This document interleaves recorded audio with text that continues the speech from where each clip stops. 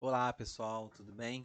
Meu nome é Paulo Matos e é um grande prazer estar aqui sendo convidado para fazer a condução de um estudo sobre a doutrina espírita, um estudo que dá muito prazer a mim de fazer, porque primeiro que é um tema interessante e segundo que é um convite de uma casa muito querida que mora no meu coração.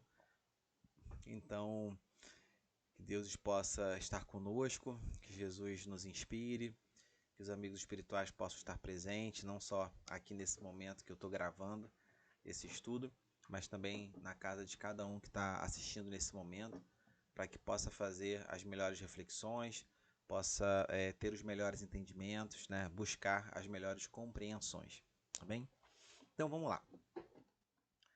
O nosso tema de hoje é politeísmo. Então a gente vai falar sobre as questões 667 e 668 do Livro dos Espíritos. Tá bem? Vamos lá.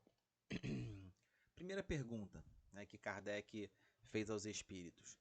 Por que o politeísmo é uma das crenças mais antigas e mais espalhadas se ela é falsa?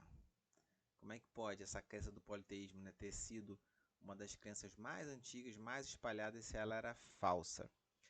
E aí os espíritos respondem, logo no primeiro parágrafo dessa questão, que a ideia de um Deus único só podia aparecer como resultado do desenvolvimento mental do homem. Então, o que acontece aqui nessa questão?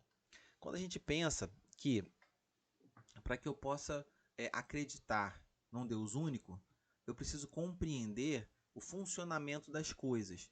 Então, por exemplo, se eu não sei o que causa um raio, se eu não sei o que causa um trovão, se eu não sei o que causa um maremoto, se eu não sei o que causa um vento muito forte, eu vou acabar atribuindo todos esses fenômenos naturais a divindades, né? A seres desconhecidos que têm um grande poder de manipular a natureza e fazer com que essas coisas aconteçam.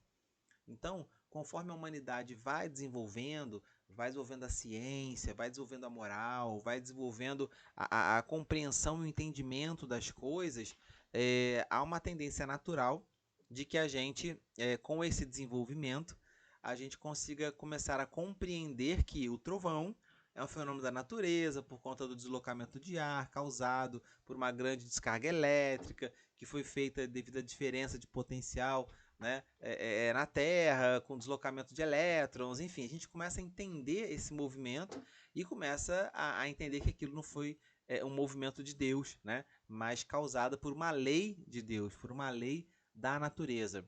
E isso começa a nos trazer o entendimento da existência de um Deus único. Então os espíritos, né, foram muito felizes ao colocar aqui para gente que a ideia de um Deus único só podia aparecer como resultado do desenvolvimento mental do homem, ok? E eles continuam aqui. Incapaz, na sua ignorância, de conceber um ser imaterial sem uma forma determinada, agindo sobre a matéria, ele lhe havia dado os atributos da natureza corpórea, ou seja, uma forma e uma figura, e desde então, tudo o que lhe parecia ultrapassar as proporções da inteligência comum tornava-se para ele uma divindade. Então, o que os homens, né, da antiguidade, os homens desde dos homens primitivos, né, o que eles faziam? Se existe um Deus, né, um ser poderoso que consegue trazer uma grande chuva, causar um maremoto, fazer um grande estrondo, um grande ruído, né, no céu, essa pessoa deve ter uma forma parecida com a minha, só que com poderes especiais. Então, se a gente for olhar para os deuses gregos, né, os deuses romanos, eles são todos em formatos humanos com poderes especiais, né, filhos de alguma divindade. E todos com atributos humanos, né? Todos com raiva, com inveja, com ciúmes. Então, assim, quando a gente ainda não conhece os atributos da divindade, quando a gente não tem esse entendimento, a gente tende a botar o Deus à nossa imagem e semelhança. Então, isso faz com que a gente tenha essa crença, alimente essa crença da existência aí de muitos deuses na forma humana, né? Que é o que os espíritos colocam aqui pra gente nesse segundo parágrafo aí da resposta, ok? E eles continuam. tudo quanto não compreendia devia ser obra de um poder sobrenatural, e disso a acreditar em tantas potências distintas quanto os efeitos que pudesse ver. Não ia mais do que um passo, né? Então, quando a gente vê que, conforme a gente não compreende a natureza divina, a gente acha que é sobrenatural, ou seja, está acima da natureza, está além do que a gente consegue compreender de natural. E, obviamente, poderes especiais para poder justificar aquilo que a gente desconhece. Mas, em todos os tempos, houve homens esclarecidos que compreenderam a impossibilidade dessa multidão de poderes para governar o mundo sem uma direção superior e se elevaram ao pensamento de um Deus único. Então, eles pensaram o seguinte: bom, se tem tanto Deus assim, e em algumas culturas são deuses que brigam entre si, por exemplo, quem é o Deus dos deuses? Quem é o Deus supremo? Ou seja, havia uma tendência natural da gente buscar o entendimento de que havia um Deus, né, supremo, um Deus acima de todos, um Deus que governasse os demais deuses. Sendo assim, começamos a formatar uma ideia de que deveria haver um Deus único, um Deus que coordenasse os outros deuses, né? E conforme a ciência foi avançando, esses outros deuses foram caindo, né? Foram deixando de ser necessários, porque houve um entendimento de que não era um Deus, era uma ciência, era um fenômeno da natureza que estava ali por trás. E já que nós tínhamos um Deus único coordenando, né, os outros deuses, esse Deus único foi ficando, até que a gente chegou nessa concepção, né, de haver apenas um Deus. Ok? Segunda pergunta, a pergunta 668. Os fenômenos espíritas, sendo produzidos desde todos os tempos e conhecidos desde as primeiras eras do mundo, não podem ter contribuído para a crença da pluralidade dos deuses? Olha só que interessante. Os fenômenos espíritas sempre existiram, né? Não foi uma propriedade de Kardec. Sempre existiu o fenômeno espírita, sempre houve aparição de espíritos, sempre houve a manifestação mediúnica. Então, será que, através da manifestação mediúnica, da aparição de espíritos, será que esses fenômenos, né, que depois Kardec veio chamar de fenômenos espíritas, eles não podem ter contribuído para a crença da pluralidade dos deuses? Será que eles não contribuíram para isso? Imagina, você vê um espírito, você acha que pode ser Deus, né, se manifestando. Você vê alguém falando com uma voz estranha, você acha que Deus está falando pela pessoa. Você vê a pessoa fazendo um prodígio, né, como materialização, como uma transfiguração, você fala, poxa, Deus ali se manifestando através daquela pessoa. Então, com certeza, né, os fenômenos espíritas, quando ainda não se havia conhecimento do que eram esses fenômenos e como eles aconteciam, reforçou sim a ideia de deuses múltiplos, deuses plurais, né, que é exatamente o que os espíritos vão responder aqui, que eu vou mostrar para vocês. E o mais interessante disso é que assim, a gente sabe que há um caminhar da humanidade, né, para progredir, para evoluir, para dar um passo depois do outro. Então, por exemplo, se a gente for pensar nos nossos filhos pequenos, a gente aceita que eles falem algumas palavras erradas, porque a gente entende que eles estão no processo de aprendizado, né? A gente aceita que eles tenham atitudes infantis características à sua idade, porque a gente entende que a maturidade virá com o tempo. Então, a espiritualidade superior, que coordena esses trabalhos, né, de desenvolvimento aqui na Terra, Deus através de seus emissários, até porque Deus a gente sabe que não é um ser, né, um homem, Deus é o que é, né, como a própria primeira pergunta dos Espíritos faz, o que é Deus, a inteligência suprema, a causa primária de todas as coisas, não é um ser, né, não é um indivíduo, né, como nós somos. Então, assim, através dessa coordenação, é aceito que nós acreditemos em vários deuses para que a gente vá desenvolvendo essa ideia, né, da crença divina, da crença em algo superior. Então, eles permitem que a gente fale algumas palavras erradas, eles permitem que a gente tenha algumas atitudes, né, equivocadas, infantis, né, equivocadas não do erro da agressão a alguém, mas ainda da nossa infantilidade, porque eles sabem que com o tempo nós vamos amadurecer, vamos compreender e vamos então ter essa ideia do Deus único, né? Então vamos ver o que os espíritos colocaram aqui. Eles colocaram o seguinte: sem dúvida, ou seja, os fenômenos espíritas realmente contribuíram para a ideia do politeísmo, né? De vários deuses. Porque para os homens que chamavam Deus a tudo o que era sobre-humano, os espíritos pareciam deuses. Então, aquilo que a gente falou, né? Se aparece um espírito na tua frente ali que ninguém está vendo, só você, Deus está falando comigo, né? Se uma pessoa fala numa língua estranha ou fala coisas que ela desconhece a respeito da vida, a respeito do outro, a respeito de acontecimentos, você fala, Deus está falando por essa pessoa. Então, com certeza, os fenômenos espíritas deram essa parcela de contribuição aí para a ideia politeísta. Bem no início, né, nos primórdios dos tempos. E eles continuam aqui, ó. E também por isso, quando um homem se distinguia entre os demais pelas suas ações, pelo seu gênio ou por um poder oculto que o vulgo não podia compreender, faziam dele um deus, lhe rendiam culto após a morte. Então, um homem, por exemplo, que era de repente um gênio na matemática, né? E que através da matemática ele conseguia fazer pequenas previsões ali para a agricultura, previsões para os astros, previsões para o tempo, ele com certeza, né, seria considerado um deus encarnado aqui na Terra e seria cultuado após a morte de alguma forma.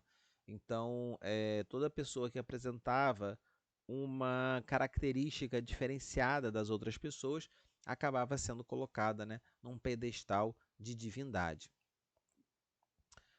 E aí Kardec então faz o seu comentário. A palavra Deus tinha entre os antigos uma acepção muito extensa, né? E por que ela era extensa? Porque tudo que se atribuía a Deus era aquilo que não pertencia à condição humana. Então, tudo que aquilo que o homem não explicava, tudo aquilo que não tinha condição humana, não estava submetido às condições humanas, era tido como Deus. As pessoas achavam que era Deus, chamava de Deus, Deus, Deus, né? Então, ó, Kardec coloca aqui, a palavra Deus tinha entre os antigos uma acepção muito extensa. Não era como em nossos dias uma designação do Senhor da natureza, né? Como a gente tem hoje em dia, criador de tudo, né, da natureza, mas uma qualificação genérica de todos os seres não pertencentes às condições humanas. Continuando aqui. Ora, tendo as manifestações espíritas lhes revelado a existência de seres incorpóreos que agem como forças da natureza, eles os chamaram deuses. Então, se eu tenho um ser que faz barulho, fala comigo, dá batida, manipula objetos, manipula, né, o ectoplasma ali, faz materializações, desmaterializa coisas, fala por meio das pessoas, né? Se eu tenho um ser que não tem um corpo físico e faz tudo isso, cara, só pode ser Deus, né? Assim como nós o chamamos espíritos. Uma simples questão de palavras. Então, antigamente atribuiu-se a Deus porque não se tinha concepção do espírito, né? Hoje nós já temos a concepção da existência do espírito, então não chamamos mais de deuses, né? Chamamos de espíritos porque sabemos que são aqueles seres, né? Desprovidos de um corpo físico que preserva a consciência pós o seu desencarne, né? E que foi criado por Deus, um Deus único. Kardec continua. Com a diferença de que, em sua ignorância entretida deliberadamente pelos que tinham interesse em mantê-la, elevaram templos e altares lucrativos a esses seres, enquanto para nós eles não passam de criaturas nossas, semelhantes mais ou menos perfeitas, despojadas de seu envoltório terreno. Ou seja, aqui ele coloca que muitas vezes, pela própria ignorância entretida, né, ou muitas vezes pelo interesse escuso de manter esta ignorância nas pessoas, alguns elevaram templos, né, altares, que eram muito lucrativos, porque sempre teve essa coisa de referenciar aquele Deus. Então, com alimentos, com animais, com dinheiro. Então, assim, eram templos lucrativos, né? Que quem coordenava esses templos, e isso, ó, não é só da antiguidade, não, hein? Isso ainda acontece hoje em dia. Vamos perceber isso, né? Quando a gente tem em algumas religiões, por exemplo, que a pessoa se coloca como representante de Deus aqui na Terra, as pessoas são devotas, né, a esse representante de Deus aqui na Terra, e por conta, né, de serem devotas, elas colocam parte, né, do seu dinheiro, da sua riqueza, para essa devoção. Então, algumas religiões, os que se colocam como deuses, né, não usufruem dessa riqueza, mas em outras usufruem. E são pessoas muito ricas, com muitos poderes econômicos, né, sociais ali, por conta da riqueza obtida através da ignorância das pessoas que, não compreendendo, né, acreditam que é um representante de Deus aqui na Terra e colocam dinheiro na mão daquela pessoa como uma forma de oferenda, de agradecimento, ou até mesmo aquele sentimento de culpa, né? De eu ter que contribuir aqui com 10% aqui da minha riqueza para Deus, né? Só que não é para Deus, porque Deus não precisa de dinheiro, né? Não é para Deus, porque Deus ele não está circunscrito a um templo. Então a gente tem que ter o bom senso, o esclarecimento das pessoas, tirá-las da ignorância para mostrar que Deus está em todos os lugares. Deus está dentro de nós. Deus está no nosso coração, está na nossa atitude, está no nosso pensamento. Deus está no ar que a gente respira.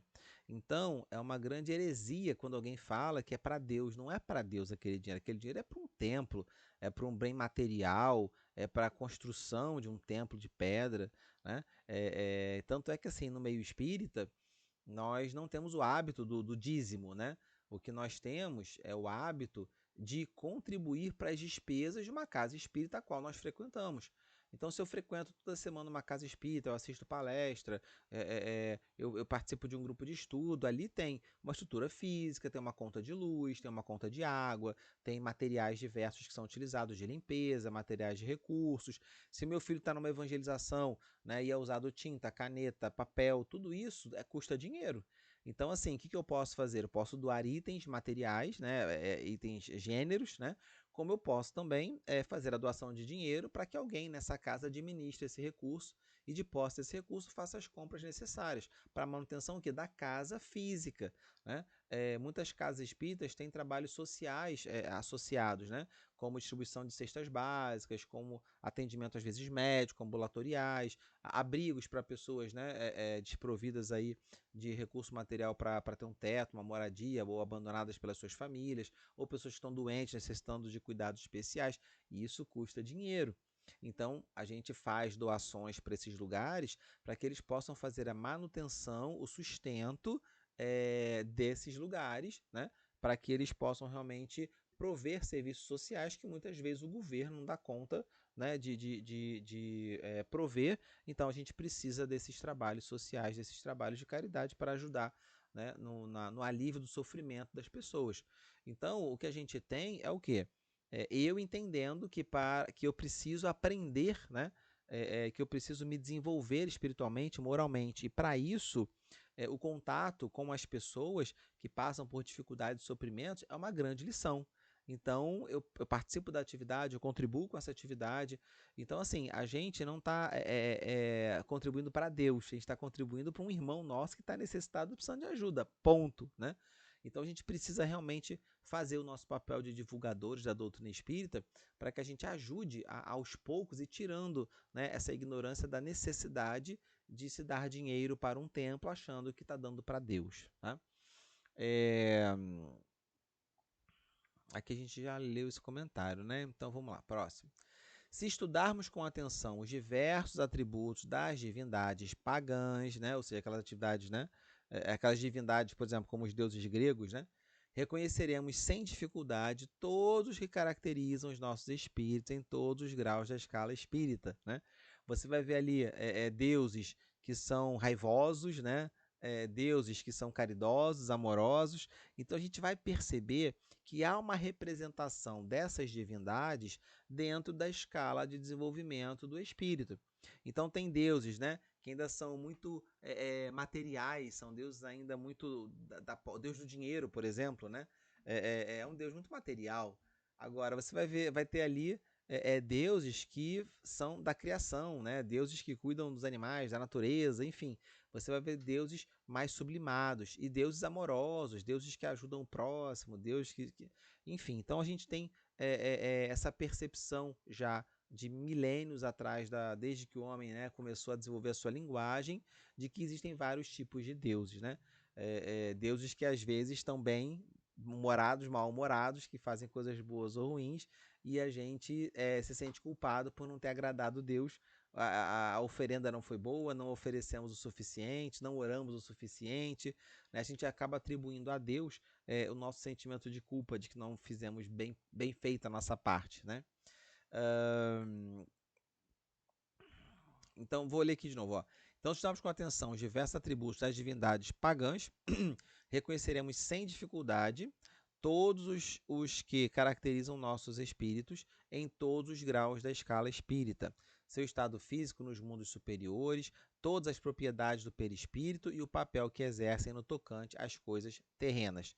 Eu não vou me adentrar muito aqui nessas questões da propriedade do perispírito e tal, porque senão o estudo vai acabar ficando muito extenso. Tá? Então, continuando aqui nos comentários de Kardec. O cristianismo, vindo aclarar o mundo com a sua luz divina, não podia destruir uma coisa que está na própria natureza, mas fez que a adoração, né, a adoração à divindade, se voltasse para aquele que realmente pertence. Quanto aos espíritos, sua lembrança se perpetuou sob diversos nomes, segundo os povos e suas manifestações que jamais cessaram. Então, até hoje tem muita gente, né, que ainda faz essa manifestação, desculpa, para divindades. Né? Foram diversamente interpretadas e frequentemente exploradas sob o domínio do mistério. Então, se você fala assim, temos um Deus aqui, o Deus da agricultura, né?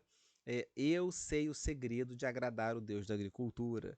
Então você deve trazer um animal XYZ em tanta quantidade, tantos tipos de animais, mais tantos quilos de tal gêneros alimentícios e tal, e fazer esta oferenda ao templo. Então eu fazia essa oferenda ao templo. Né? Alguém um pouco mais esclarecido ou mais interesseiro, ou né, pegava essas oferendas todas para seu consumo. Algumas vezes ficava na própria natureza se decompondo. Até hoje ainda tem pessoas, por exemplo, que acreditam nisso, né, de levar uma oferenda para uma divindade, acreditando que essa divindade vai querer bem a ele e vai favorecê-lo de alguma forma. Ainda temos crenças, ainda temos religiões, né, com essas crenças ainda muito. Vai no Réveillon na praia, você vai ver muitas oferendas ali, né, para deuses ainda nessa crença de que de que Deus realmente precisa, né, de bens materiais, né? Enquanto a religião se considerava como fenômenos miraculosos, né? Desculpa, enquanto a religião as considerava como fenômenos miraculosos, de milagres, né, sem explicações, os incrédulos as tomaram por charlatanice, ou seja, quem acredita acha que é um milagre, quem não acredita acha que é uma maquiagem, é uma pessoa charlatã. Hoje, graças aos estudos mais sérios feitos à plena luz, né, da doutrina espírita, liberto de ideias supersticiosas que acabaram obscurecendo através dos séculos, né, nos revelam um dos maiores e mais sublimes princípios da natureza. Então, a doutrina espírita, ela veio... deixa eu só voltar aqui, né, quem quiser ler o texto ainda. Então, a doutrina espírita, ela veio trazer para a gente o esclarecimento de pontos muito importantes a respeito da divindade. Então, por mais que eu acredite num Deus único, quando eu leio o Livro dos Espíritos e começo a compreender que um Deus único traz unicidade, que faz sentido por conta das leis imutáveis, que ele não foi criado, ele sempre existiu. Se tivesse sido criado, teria um outro Deus, né, criador. Quando eu começo a compreender esses atributos da divindade, soberanamente justo e bom, onipresente, onisciente, onipotente, quando eu começo a entender esses atributos, eu começo a compreender a ter mais sentido que realmente o Deus é único. Não existem vários deuses, né? E aí eu começo a olhar para a história, eu começo a entender que antigamente foi importante para aquela época. Eu começo a entender que pela ignorância dos homens, né, não conhecedores das ciências, não conhecedores dos fatos diversos da natureza, acabavam atribuindo e dando nomes, né, para os fenômenos da natureza, atribuindo Deus. E para ser Deus ele precisava ter uma forma humana, e a forma humana tinha que ter poder. Então eram homens poderosos, mulheres poderosas, né, que manipulavam os poderes da natureza.